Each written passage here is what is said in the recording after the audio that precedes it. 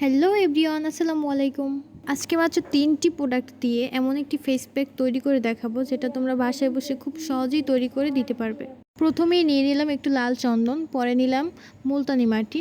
লাল চন্দন কিন্তু ত্বকের জন্য খুবই উপকারী। এটি হচ্ছে ত্বককে ভিতর থেকে উজ্জ্বল করে, ডিপ ক্লিন রাখে ত্বককে। দেন দিয়ে দিলাম একটু শঙ্খ পাউডার। শঙ্খ পাউডার ত্বকের জন্য খুবই উপকারী। শঙ্খ পাউডার সানটান রিমুভ করে, তারপর হচ্ছে স্কিনে অনেক দাগ থাকে এগুলো রিমুভ করে। জাস্ট এই 3টে প্রোডাক্ট একসাথে মিক্স করে স্কিনে অ্যাপ্লাই করবে। স্কিনে সবসময় ন্যাচারাল উপাদান দেওয়ার চেষ্টা করবে, কেননা ন্যাচারাল উপাদানে কোনো ধরনের কেমিক্যাল থাকে না।